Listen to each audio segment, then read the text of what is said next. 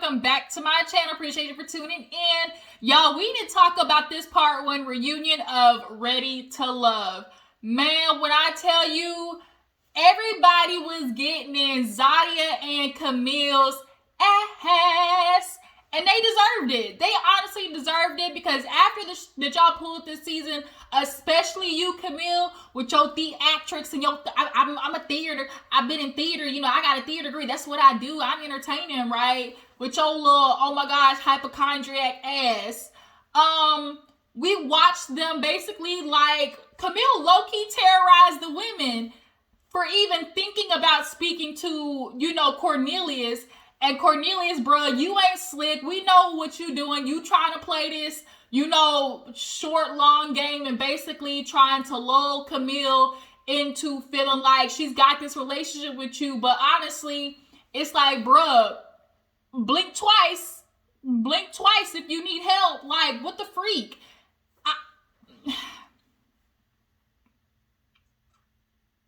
Let's go ahead and get into the reunion because I could just go off, but I'm gonna wait. Let's go ahead and talk about it. So if you're new to my channel, hey, how you doing? Appreciate you for tuning in. Make sure you hit that subscribe button so you become a member of the Juice Box crew. Everybody else, drop down in the comments. Let me know that you stopped by. Hit that like button. And tell me how you feel about the reunion. How do you guys feel about Tommy, unfortunately, getting COVID, not being the host? How do you guys feel like the host did? What do you guys think about Camille and Cornelius's relationship? Is it for the gram? Is it fakery? Or is it true love? What do you guys think about Zodia? And who do you feel like was your favorite look? Honestly, as far as the fashions go, in regards to the women, this probably has to be one of the better reunions as far as look goes for like the women. Because we've seen some bad looks as far as Ready to Love goes. When it comes to reunion, we've seen some bad looks. But the only thing that I'd have to say was bad this reunion was the makeup. Y'all, the makeup was harsh. It wasn't matching skin tones. I need to know, like, when y'all have makeup artists do it for them, are these black makeup artists or are these, you know, of the Caucasian descent? You know, not black like this, more like this. You know, are these of the Caucasoid, you know, European descent? But yeah, nonetheless, you guys, tell me what you think about the looks, the fashions, and let's go ahead and get into it. So we open up, you know, with, I don't remember the host's name. Was it like King or something like that? Nonetheless, we open up with the two new additions, Sean and Sydney. They get into Sean first and basically how he was low-key kind of struggling with the process. He did have a connection with multiple women, but ultimately it was decided at the end he was not ready to love, and he felt like, you know, thank you, Jesus, hallelujah. And it was like, and the host was like, wait a minute, why hallelujah? And he was like, man, you know, I just was feeling like I was kind of forced to, you know, put myself in situations or to necessarily get into, you know, a situation that I wasn't, you know, keen to. He just wasn't really in love with the process. And that's also kind of confusing me because people, you know what type of person you are when it comes to dating. If you know you like to take shit slow and, you know, you're not particularly somebody who can be vulnerable and open up, or, you know, you like more control of situations, like, don't bring your ass on no dating show that you know you're gonna have to pick between 3 and 4 people and, you know, basically speed dating this bitch. Like, why would you do that? But they get into his connection with Sabrina. And basically for him, he was kind of like, he said the Negro acquisition. He was like, basically, her friends were a firing squad. They got in that ass. And Sabrina had to apologize for it. She was like, you know, my friends, they just weren't aware of like what this process was like. And, you know, I just really want to, you know, apologize for, you know, what happened. So basically Sabrina and Sean do a kumbaya. This just was not for him. So we get to Sydney. Of course, when Sydney walked in, all the men was just like hard eyes, and they wanted a piece of her little so cutie patootie. Like, she just gives the cutie patootie, like, you know, Bratz doll, Barbie, you know, just real socially prized. You know, she's of the prized kind. And so really her connections were with Phil and Frank. And it started out, you know, more with Frank on the front end. You know, her and Frank, you know, they ran into each other in the club scene. You know, they have similar friends, you know, very similar personalities. But Sydney was starting to become more drawn to Phil's personality, more chill, a little bit more calm, cool, collected. And, you know, that's what she was drawing towards. So, of course, they ask about where her and Phil are right now. They are dating exclusively. You know, they get asked about engagement, and Sydney's like, whoa, wait a minute, what are you talking about engagement, you know? So she's like, oh, why did, like, both y'all just kind of have a reaction? She's like, I mean, it's not me. Like, I don't have, you know, any, you know, anxiety about engagement. And so, of course, Phil, he speaks up and was like, gives a proverbial, you know, I'm dating with intention, you know, that's what we come here for. You know, is this girl somebody that I, you know, see myself with? That's, you know, that's what I'm dating. You know, we're going to figure that out. So Phil definitely is a fuckboy in disguise. He's definitely going to later on down the line, F her over. He looks like somebody, especially with how he handled that Shiloh situation. He definitely looks like somebody who is resistant to, hearing opinions that don't match with his, or if he feels like he's handled this situation according to how he feels, that's where it should lie. And I got a problem with that. You know, Phil is just like, Phil, we gotta keep our eye on you. But nonetheless, Sydney and Phil, we'll see how it is, you know, in T-minus 2-3 months. So we move on. Let's go ahead and knock Tyrone's little part out. Tyrone, he was like the ex-army vet who deals with PTSD. Nonetheless, he was kind of getting a little bit of backlash with how he handled the situation with, is it Carrie? I think her name is Carrie. I can't remember her name. But when he sat with old girl, like, he was talking to like 3 women. And he basically just kind of got overwhelmed and was obviously, you know, due to pick his strongest connection. So he called a girl, was basically like, you know what? I changed my mind. Like, I'm thinking like I like somebody else. So we just gonna have to, you know, the price is way too high. We need to cut it. He basically said we need to cut it. Yeah, so she felt some type of way, especially with him basically calling like her aggressive, and, you know, of course they talked about that, you know, the kind of sensitivity in calling a black woman aggressive.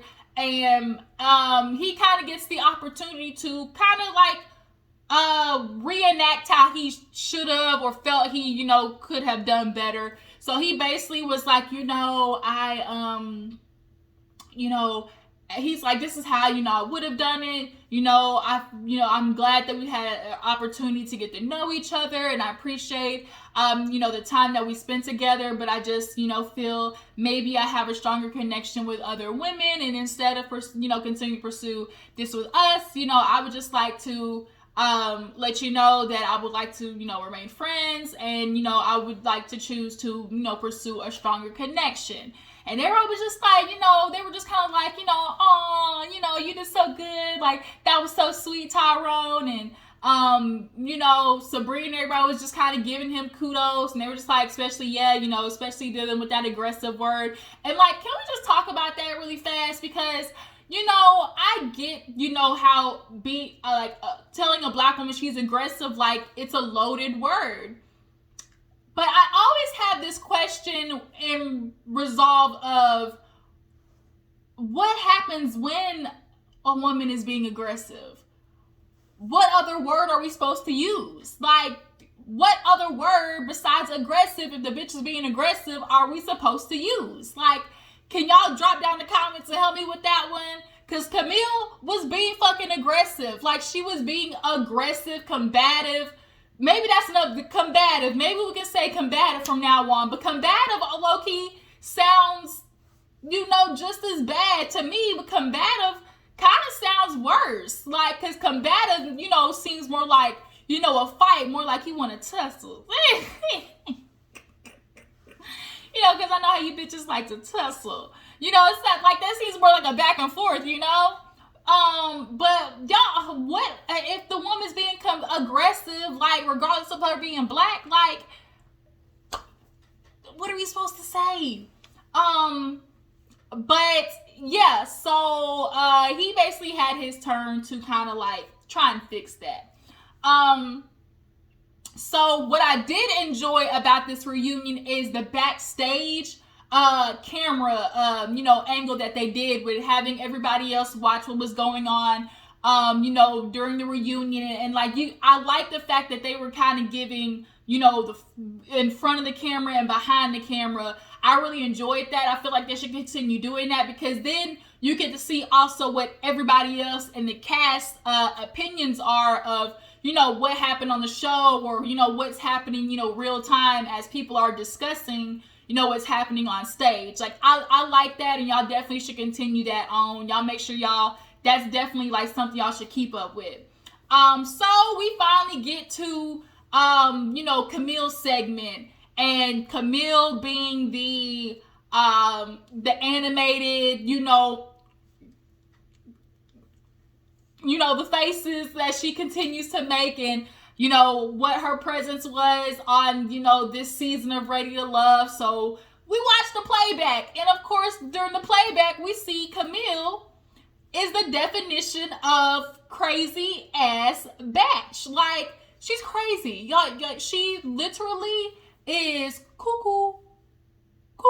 Like, I'm gonna start call her Camille Cuckoo for Cocoa Puffs. Like, Camille Cuckoo for Cocoa Puffs, or Cuckoo Puffs Cuckoo for Cocoa Puffs Camille. Nah, Camille Cuckoo for Cocoa Puffs sounds better. Yeah, so Camille Cuckoo for Cocoa Puffs. We watched her, you know, interactions with the ladies, and of course with Cornelius, and you know, how the other ladies felt about, you know, her treatment overall. So, of course, you know, the host asked, you know, after watching this back, like, you know, how do you guys feel? You know, where are things, you know, at with you right now? And they're like, we're together. First of all, Cornelius, what the hell was it that you had on? Can you let me know that? Like, what was that you had on? You straight up looked like a satin tangerine. Then you had in a grill. You wanted to be rush hour one moment, and then you wanted to be, you know, Crenshaw Heights the next. Like, you wanted to be like crip walking with the grill, you know, Crenshaw Heights the next moment. Like, you straight up was like, I don't know, was you Crenshaw Heights Panda Express, or what was it? Like, he wanted to be bold. Like, boy, you want to be OT Genesis in one moment, okay? Be OT Genesis. And then in the next moment, you wanted to be over there eating you know, some orange chicken. Like, what the hell, nigga? But yeah, nonetheless, you know, of course, they get asked if they're together. They still are. And for some reason, anytime they are asked about questions of the future, you literally can see, like, the sweat bullets coming off of Cornelius, or you can see his aura and his energy literally just go into, like, anxiety mode. Like, it's written all over your face. Nigga, you are getting held hostage right now. And so then they get at, and so everybody in the back was like, oh, you know, they were like, oh, have you moved in together? He was like, oh, no. And Sabrina in the back, or Sydney actually was in the back talking about, I'll give it a month. You know, and he's going to move in with her. How long, if they continue to keep up with the charade, how long do you think until these two move in together? Or do you think Camille's going to move in with him, or he's going to move in with Camille? Drop down in the comments and tell me what you think about that. But so we get into Camille and her, you know, her actions throughout the process, and she's like, oh, you know, I'm sarcastic, and, you know, I do have my facial expressions, and oh, we saw the segment where she was like, oh yeah, Olivia was at the pool party, and Dante was like, who the fuck is Olivia? She's like, oh, she looks like me. I don't remember no Olivia, bitch. Like, who you talking about? Come to find out, she got 3 alter egos, y'all. She got Olivia, she has Camille, and then she has Shay Shay. Now, she said she got rid of the other ones because she been to therapy. And it's like, bitch, I don't know if therapy's working. Like, sitting on somebody's couch with a counselor and a therapist and, actually going to a psychiatric doctor, maybe you might want to continue on and get some, psychoanalysis, psychoanalysis, because Camille, bitch, you crazy. What's that meme where Steve Harvey's like, oh, bitch, you crazy. Cuckoo for Cocoa Puffs. But yeah, so she was like, oh no, you're dealing with Camille today. And like, her energy just gives off like, she will pull out a knife on a nigga. But nonetheless, she was like, the way people were portraying me, it was just really editing. And Sabrina's like, girl, you can only edit but so much. And I hate when people do that. They get on the show and it's like, oh, it's editing. It's the producers. And it's like, we understand there's a bit of editing in which there are the order of sequence or events, but they can only edit what you give them. And Camille, you was giving them straight up possessive, controlling, and she admitted it. She was like, oh yeah, I'm on the show, it definitely looks like I was controlling, and, I definitely was, possessive, and everybody was kind of like, yeah, bitch, like, you kind of look out there, and so when everybody else was saying it though, like, you were being possessive and aggressive, I'm not owning that. Like, I'm not gonna own that. Like, I'm not doing it. Like, I'm not gonna take that one. And it's kind of like, well, bitch, look, walk like a duck, quack like a duck. What is it, bitch? It's a duck, quack, quack, Affleck, bitch. So, yeah, so, she was just talking about how, and then also, of course, the people in the back were just kind of like, Cornelius definitely did not get a chance to open up to the other ladies. Anytime, he talked to other women, she kind of went, the eye started twitching. She was like, you talking to another bitch? You talking to another bitch? What? Like, he was kind of like crazy. The moment when Sydney came, she was like, oh my God, you over there, and here you are, you like bitches grinning in your face, you over here, yo country blunking ass nigga. And it was kind of like, she's verbally abusive, she's emotionally abusive, like, she's somebody you gonna have to watch out for when you go to sleep. Like, you will wake up and this bitch will be like over you looking like this, or she gonna be in your phone. And so they kind of end that segment, and Aisha was like, well, wait a minute, we didn't talk about, we sure didn't talk about, how, disrespectful she was being to the ladies. And the host was like, what? She was like, yeah, like, y'all didn't talk about it because it's all of this bull. But, at the end of the day, she was very disrespectful, talking about she was going to, beat the fuck out of us or something like, how she was like, I'll fuck y'all up if y'all do that. Because anytime somebody mentioned Cornelius's name, she threatened them. So after that segment, we kind of end up moving to the Zodia, Brown Girl Squad, segment. And so, it was kind of like low-key Cornelius' segment and then moved over to Brown Girl Squad moment. And so we get to Cornelius and, how he felt, like his side of the things. And Cornelius, low-key, like his voice was shaking. Anytime he got asked a question, low-key, Camille would answer it first in a way. Because after they do the playback for his segment, the host asked, well, Cornelius, like, did you guys ever watch the show together? He was like, yeah, 1 or 2 episodes. And so she was like, what happened? Like, when she saw you talking to other girls, and she was like, oh, it was a conversation. Like, he didn't never really get a chance to answer the questions first. Like, she low-key was leading him in the way that she wanted to say and what she wanted to hear. So he talked about how, oh yeah, it definitely was a conversation, I talked to the other ladies, but to be real, like, it doesn't take me that long to, decide what I want. I just knew the minute Camille walked in, I was just kind of like, thank you, Jesus. Like, I knew she was what I wanted. So we have Courtney out there, and Courtney, girl, I like you, Courtney. I fucks with you, but that hair, what'd you do? Like, I'm confused. Like, is that how your hair looks before it's natural? Like, cause you got some shrinkage. I feel like something happened. Like, she got stressed and her hair fell out because of quarantine. Like, I don't know. Like, it just looks like very thin. I guess, that thin, I don't know. Maybe that little white side coming out, Like, but nonetheless, they kind of get into how, Cornelius, possibly felt in the fact that he couldn't get to know the other ladies. And then the ladies felt like, well, damn, like, we couldn't get to know Cornelius because Camille was always in the way. And so when Courtney got asked, she was like, well, like, I'm a confident woman. I typically go after men. And although, Cornelius, was with Camille, I never felt like I couldn't get to know him. I pursued him and, that's what it was. And so Camille is like nodding her head. But Aisha was not having it. She had her foot on Camille's motherfucking neck. And I was here for it. We not doing this. Aisha was like, no, like, because, like, I know I'm not crazy. Every time somebody said something to Cornelius, here you go talking about, you better get out the way. Like, oh, these ladies, y'all better know who he's with. Like, you were just very disrespectful, and I don't appreciate that. Like, all the other ladies felt it. It was your energy. It was the tone. It was the way that you spoke to people. And the other ladies were kind of like, girl, yeah.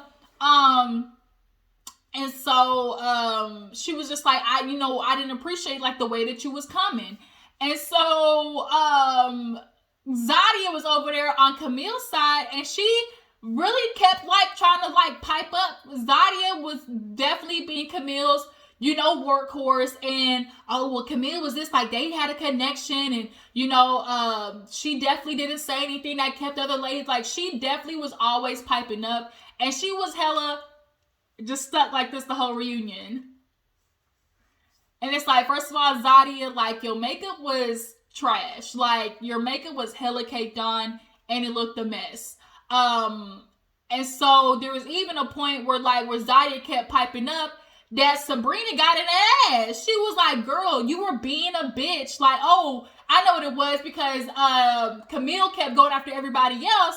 And so the host was like, well, damn, Zodia, you kept getting a pass. And Sabrina's like, oh, the Brown Girl Squad.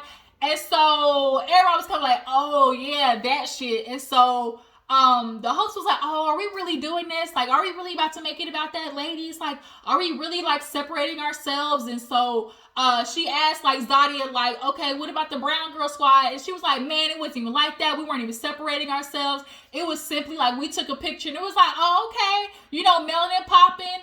And, like, I honestly don't have a problem with that in the aspect of noticing that, okay, there are a group of girls of darker complexion, and it's kind of like, okay, melanin popping. But it was just the attitude that came with it and the consistent recognition that y'all kept trying to draw to this group.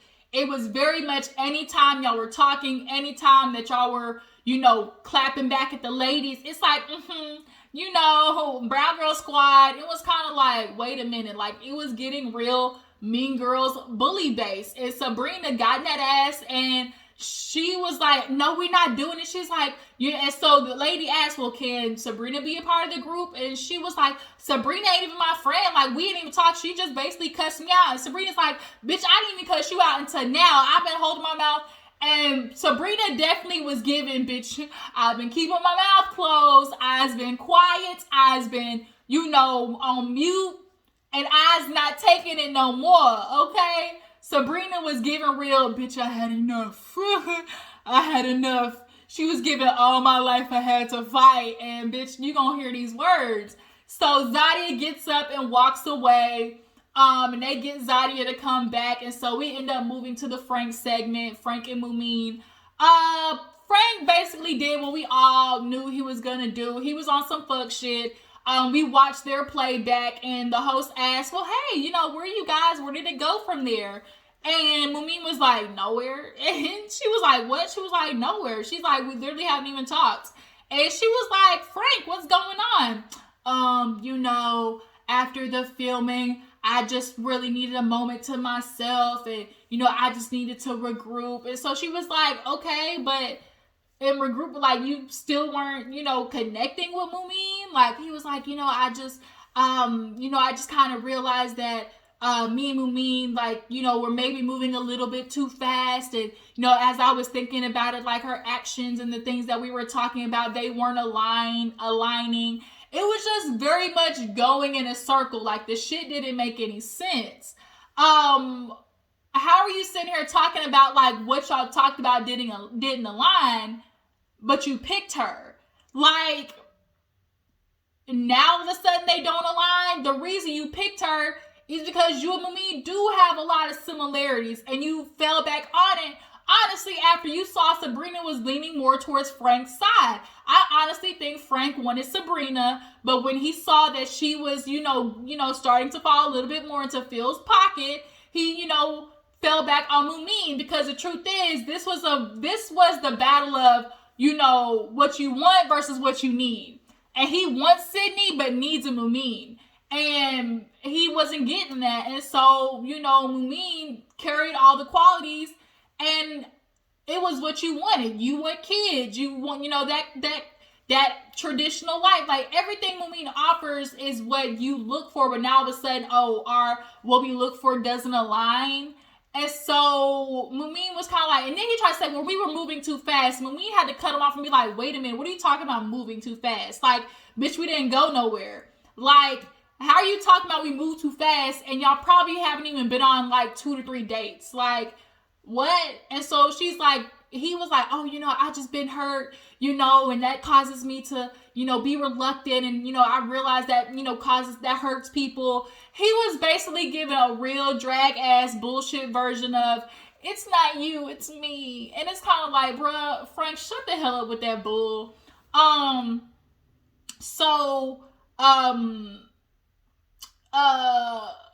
other ladies were kind of like, Frank, like, you messed up, bruh. And even if you might not have intentionally done it, like, you gotta understand your actions affect other people. Like, men love to use this, I've been hurt before, and become very emotionally unavailable. And so now you're kind of like dragging the woman, because like Mumin said, like, I'm not the one who initiates the affection. You're the one who's holding my hand. You're the one who's putting like your hand around me or like rubbing my leg. And then all of a sudden when I reciprocate, it's I'm doing too much. Like, the shit don't add up.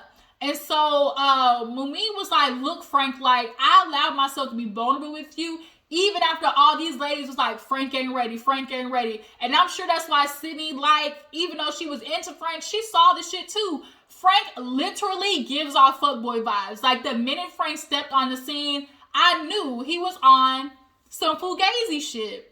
And so Mumin let him know, like, I was trusting in you and I was listening to you instead of these women. And it's kind of like, this is kind of what happens. Y'all choose not to listen to the women, and then you end up getting hurt like this, Mumin. You was kind of being real pick-me-sha.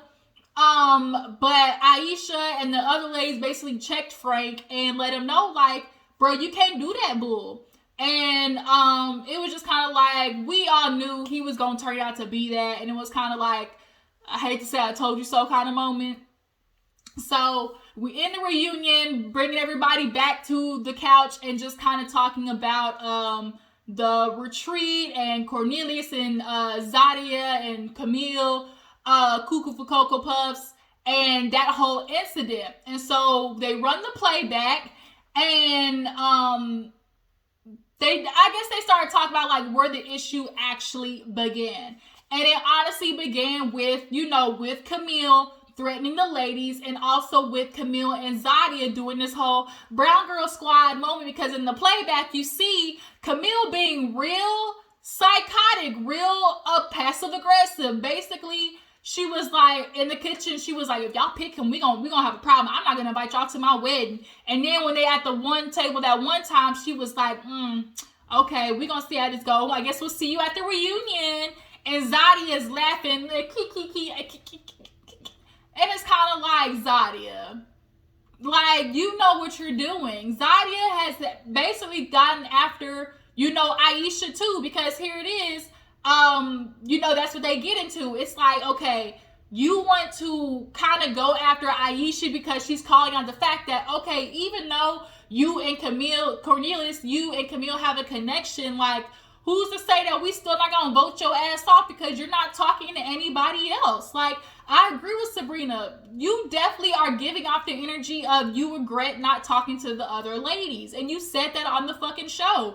You said, oh, I don't want to put all my eggs in one basket. I definitely need to, expand myself to talking to the other ladies.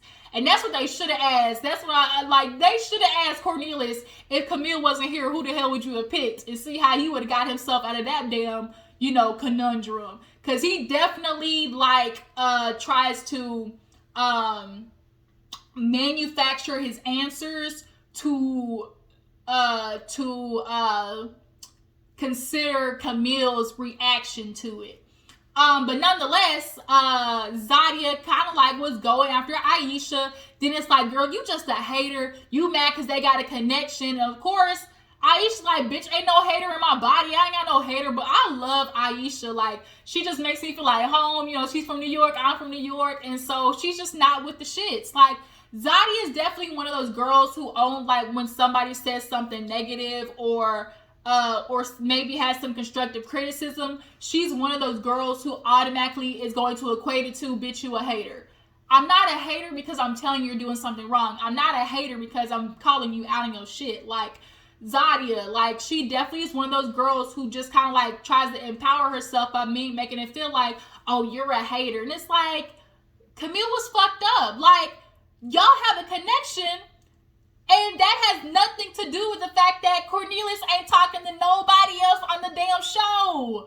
So, the host as Zodia you talking about she ain't got no connection, but she was with Dante. And you were kind of with Dante too. Does that have anything to do with it? And she was like, oh no. And so Naeem and his old bald-headed ass now wants to stick up and talk about, I think I know what's going on here. And it's kind of like, bruh, here you knew he was going to say some stupid shit. It all started when we first got here. 8 out of the 9 men picked Zodia. And isn't just crazy how, all of those women, all of the same women that all the men picked is the same woman that everybody has an issue with. All the ladies was like, nigga. Everybody literally had to look up nigga. You playing, right? You playing. And the girl literally had to check him it ain't got nothing to do with Zodia's looks. She's a beautiful girl. It ain't got nothing to do with her being picked. It's got to do with the disrespect. And Zodia definitely inflated the disrespect that she had when that whole Brown Girl Squad shit happened, because they knew they had each other's backs and co-signing the BS. And so Naeem was getting checked and he ain't like it. He was like, well, that's fact. That's what happened. And the host was like, okay, so from the first deliberation to the retreat, 2 totally different fucking things, Naeem. And the way Naeem so easily tried to manipulate the narrative kind of scares me, because it's clear if you're doing that now with so much, boldness in your chest, how are you doing in a relationship? I guarantee he's probably doing that same shit in a relationship. A woman brings something to him and all of a sudden, he's changing the narrative to fit what he want to feel like. Zodia wants to feel like girls come for her neck because they're haters, and you fed that shit to Naeem because he, wants to be on your side. He's, sticking up with it. And Naeem, Zodia, you low-key only got with Naeem because you got played by Dante and you mad that he and Aisha had a connection. So Sabrina's like, well, what do you mean check him? And this is where Tommy should have been. Tommy would have definitely put Naeem in place. And she was like, you need to get a peach. And he was like, who was talking to you? And so it definitely was a moment of everybody kind of being like, bruh, we're not going to ignore this. Camille was acting up. She said, I will fuck you up. And she's like, I didn't say that. And they run the clip. Everybody's like, excuse me, bitch, run the clip. So they run that motherfucking clip. And everybody looked at the mouth. And she told me, I fuck you up. And she's like, I didn't say that. I mean, it's editing. That's voice. They do voiceover. So then the host is like, girl, you really about to blame this on a voiceover? You